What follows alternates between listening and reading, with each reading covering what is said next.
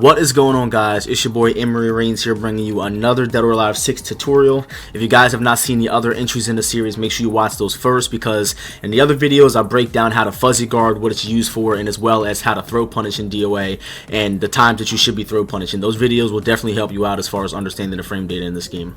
But with that said, even though the tutorial is not going to be super long, at the end of this I do feel confident that you guys will have at least a basic or intermediate understanding of how the frame data works, so that way when it comes to you guys understanding it on an expert level, you'll be able to apply those things and understand it. So first things first, when you go into the training mode, you can actually push start, go to fight screen info, and you can turn on the info for the left character, which is going to be me in this case, because I'm going to be on the left side by default, or you can turn it on for the right side, which is going to be your opponent. Now, because of the situation where we're going to be breaking down frame data for ourselves, we're just going to turn it on for the left side, and we're going to go back. So the first things first, there's 3 pages of frame data or information for the character or whatever side you're using. If you click the right stick in, I'm on PS4, so it's going to be the right stick in this case. If you click the right stick in and you cycle between the left and the right D-pad, there's going to be 3 pages here. Now, we're going to be talking about page 1 and page 2. We're not going to be talking too much about page 3 because this is something that's really advanced to the point where we really don't need to go into it right now. So right now, we're going to be talking about page 1. The first thing that you guys are going to see on page 1 is frame. So this is pretty much what this guide is all about. A frame is essentially how long it takes for something to happen. Especially when we're talking about video games, it's pretty much the speed of something. So the first number that you guys see there is 10. It's saying 10 because Hayate is a generally normal speed character. Normal speed characters in DOA have 10 frame highs and 12 frame mids, as you can see. So Hayate has a 10 frame jab. As you can see, it says 10. The second number in the parentheses there is 2. That's how long the move is active. So because the move is so fast, it's obviously not going to be active that long. But once the move is done being active, it takes 13 frames for it to recover. And as you can see with my forward punch, it's a little different. So as you can see, the forward punch is out a little longer. So his jab, you're going to have 13 frames of recovery, whereas his 12 frame forward punch is going to have 24 frames of recovery. And a lot of people may not know this, but frames are not just calculated in fighting games. Every single game has frame data, but the reason why they're so focused on, you know, pinpointing out frame data in fighting games is because these are the numbers that we base our gameplay off of. So the second part we're going to be talking about is the damage section. Now the damage section is located right under the frame section. So this is kind of self-explanatory, but this is pretty much just telling you how much damage each move is doing. Just be mindful, guys, because each move is going to do different damage depending on whether you're doing it on counter hit or stun or whatever it is. So for example, let's just say I'm doing my forward punch, which is 25 damage, and then I do my forward punch by itself, which is 18. 25 plus 18 is 43, but let's just say hypothetically I do the moves and stun together. And because I'm doing the moves and stun, the moves are going to do less damage. So that's just showing you guys that the properties as far as the damage of the moves are going to be completely different. The next section is going to be critical damage. This isn't really something you're going to pay attention to much. This is just showing you the max damage that you can get when the character is in critical state. So let's just say I do 4 forward punch, 3p, H plus K. I'm getting 24 damage out of 26. But let's just say I do 4 forward punch, 9p, H plus K. That's giving me the max amount of damage that I can get in the critical state. Because obviously when you stun somebody, it's giving me a critical hit. The next section is pretty important because this tells you what status your character is at. And again, you can set the other character to this as well if you don't feel like going back into character select and changing the character. But you know, again, this is showing you what state that your character is at. So obviously you can see while I'm backdashing, my character standing. When I'm running forward, my character standing. If you crouch, obviously he's going to be in a crouching situation. Now if your character is not standing or crouching, obviously he can be jumping as well. As you can see right there in the split second, it says that he's jumping, as well as right here it's going to say jumping, and it has a very small section there where it says evading lows. So what that's telling you is that not only is this move jumping, but it's also going to evade lows as well. Hayate's 3H plus K does the same thing. And you can obviously see right there for a brief second that during his 3H plus K it says squatting. There's certain times where your character is considered squatting in DOA. The next section is type, and pretty much this is just telling you if your move is a high, a mid, a low, and it also says low K or low P. This is pretty much telling you I'm doing a high punch right here, I'm doing a high kick right here. It's actually pretty self-explanatory, but the really important part about this that I want you guys to pay attention to, because obviously the middle section is whether you're doing a grab, whether you're doing a hold or whatever, but the tracking section is really important because if you guys are trying to find good tracking moves for your characters, obviously sidestepping is extremely annoying in this game. A lot of people are annoyed with it. It's a really good mechanic that they added into the game.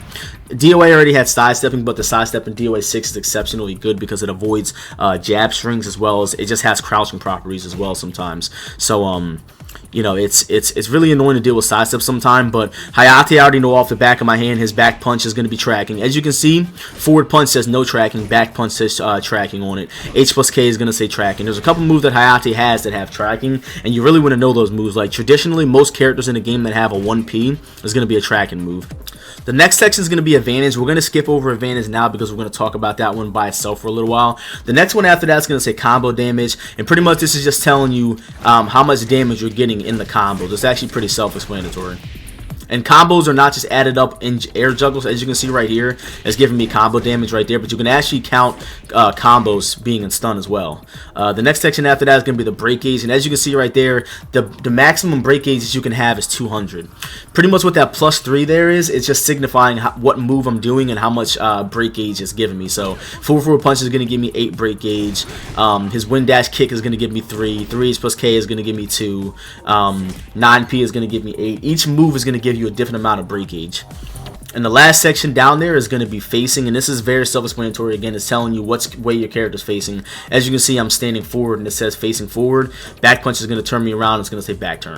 Again, if you guys have not seen my tutorial on fuzzy guarding and throw punishment yet, make sure you guys check that out because it will definitely help you understand the advantage section a little more. But pretty much, advantage is just telling you what frames your character is currently at, like what state your character is as far as advantage and disadvantage. So let's just say I'm doing my jab on hit. My jab on hit is going to leave me -1, whereas my down punch on hit is going to leave me 0, right? So back to talking about the frames. When you guys look at the first section of frames, each move has different frame data, right? That's a 16 frame move, 2 frames of active frames, and 24 frames of recovery. But not only do the moves have their own properties as far as the speed, they also have their own properties as far as what they leave you on block and on hit. So I have a 16 frame move that I know is going to give me +20. So what can I do with that +20 on hit? Not only can I hit him with this, but I can also hit him and then follow it up with a 10 frame jab. Now, there's no slow escaping in DOA. In DOA 5, slow escaping used to help people get out of stuns. So let's just say in DOA 5, I would try to do something like this. In DOA 5, that would not work because that would be stagger escapable. But in this game, I can connect 4-4 punch and H plus K. Because of the fact that my 4-4 punch gives me +20, H plus K is 18 frames. That gives me a whole frame to hit him with a follow-up. So I can literally do any move that's 18 frames or faster, and it's going to connect. So I can do 4-4 punch 3P. I can do 4-4 punch 3K. But let's just say I want to do something slower. As you can see, all these moves are connecting because they're fast enough to hit him. But what if I did something slower? If I did stun into a 32 frame move, I only have 20 frames of advantage. How am I going to get a 32 frame move to connect if I only have 20 frames of advantage? So what can I do instead that's not 32 frames? I can do anything else. I can do 3K, which is going to be 14 frames. Another thing you guys should know is that grabs will not connect on a stunned opponent. So let's just say I do 4-4 punch. My throw is going to completely go through him if he doesn't hold. If a character is not standing still, blocking, holding, or sidestepping in this game, you're not going to be able to grab them. So the only time you can grab somebody is during those current states. If they're holding, if they're blocking, sidestepping, whatever. But you cannot grab somebody if they're in stun. So you would think theoretically if I stun somebody and do a 5-frame grab, it would connect. But the problem is he's in a critical state. He has to be holding once I stun him in order to get that grab to connect. Even if he does a low hold, because his character is going to be back to where we're talking about the status again, his character is going to be crouching at that point. So every move in the game has different properties if you do them on hit or on block. There's some moves in the game that have the same exact frame data whether you do them on block or on hit, but most moves in the game don't do that. So let's just say hypothetically with Hayate's down punch. Hayate's down punch is neutral on hit, which is really good because he's a striking character and he can actually keep pressure because he's not negative. So I can do a down punch on hit that's going to leave me 0. But what happens if he blocks it? Let's put him on guard and we'll put him on guard all. So what's his down punch on block? His down punch on block is -4, so that means that I'm at -4 frames of disadvantage. So if I did down punch on block and I have a 12 frame mid, what does that make my 12 frame mid at that point? It makes my 12 frame mid 16 frames. So let's just say I put him on reaction, right? I put him on reaction, I'll put him on strike, and I'll do Hayabusa's 13 frame mid punch. So I'll do down punch, and then I'll try to hit him. I'm literally at 16 frames at that point if I try to hit a button doing a forward punch. So -4 frames that's adding onto my 12 frame mid punch, that makes me have 16 frame forward punch at that point. He has a 13 frame. He has 3 frames on top of me to do his mid punch. So again, back to what I was saying, moves have different properties whether you do them on hit or on block. So let's just say I'm doing Hayate's 9P fully charged guard break punch. As you can see, that's knocking him away, giving me +56 frames. When you're knocking somebody across the map, you really don't need to know the frame data for that because you already know you're at advantage because you're knocking him across the map. So that means you can run up and keep pressure on him like this. You already know he's at disadvantage. But what if that move lands on block? Again, let's put him on guard and let's see what it does. So now he's going to be guarding. If I do this on block, I'm at +3 frames. So what happens if he tries to attack me from -3? I'm going to put him on reaction, and I'm going to try to do his 10 frame jab. Again, I'm at +3, so that means all of the moves that I do after I'm +3 become 3 frames faster. So if Hayate has a 10 frame jab, what does that make my 10 frame jab? It becomes 7 frames now. There's no way scientifically Hayabusa is going to be able to beat me out with his jab after this. He'll lose every single time, as you can see right there. He's not going to win. I have a 7 frame jab compared to his 10 frame jab. He will not beat me. Again, Hayate has a 12 frame forward punch. He has a 13 frame jab at -3. I can do my forward punch and it's going to stun him. I really hope I'm not losing you guys here. If you guys need to rewind the video or whatever, you can do that. I know this seems like a lot to take in, especially you guys that don't understand frame advantage at all or frame data at all, but I really hope you guys are following me here. Now again, in this video, I'm not going to get too much into the throw punishment because of the fact that we already covered that in another video. So make sure you guys refer to the throw punishment video as well. So because of the fact that moves have different properties on hit or on block, you're going to see a lot of high level and top level players where characters are trying to put out their safest option. So with Hayate, when I'm playing neutral, I'm going to be doing a lot of down punch because it's safe on blocks. Now, just because Hayate's down punch is -4 on block does not completely mean I'm out of the fight. -4 is still safe in DOA. So I can do -4 on block, and I can block his next follow-up. He can't get guaranteed damage on me at that point. I'm only -4. So again, the best way to play this game if you want to stay as safe as possible and play the frame data right, you want to do your safest options at all times. So against Hayabusa, this doesn't really apply because this move is unsafe against him, but you're going to be seeing me doing a lot of forward punch kick because the move is -7 and it's safe. You're going to see me doing fuzzy guards and stuff like that. Down punch is -4, it's completely safe. 3K is safe as well, so if I do 3K, I'm completely safe. You know, there's a lot of moves with Hayate that I'm going to do. So, you know, you have to be really playing safe. Back punch is another move that's safe. That move is -3 on block. So now you guys see why knowing frame data in fighting games in general is so important. It's very important to know frame data because you can actually beat your opponent just based off of the fact that you know the math. A lot of people go into matches and they're just mashing stuff out and they don't know that these moves actually have math involved with it. Now, if you guys are not good at math, I'm not good at math either, so you really don't have to be a math expert to understand frame data and to make frame data work. But you do have to understand a basic level of knowledge of math, like, you know, some basic addition, some basic subtraction, maybe some probability stuff, just because, you know, when you're fighting your opponent, you're basing a lot of your mix-ups and reads on probability. But again, you know, it's really not that hard once you guys get used to it. And we're not done here. I just wanted to take a break to kind of encourage you guys to keep on watching the video and trying to learn.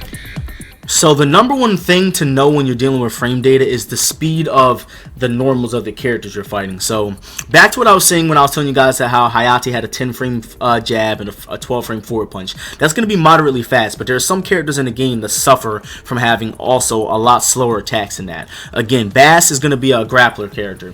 So not all grappler characters are this slow, but I'm just showing you guys how it varies depending on the character. Bass has a 13 frame jab.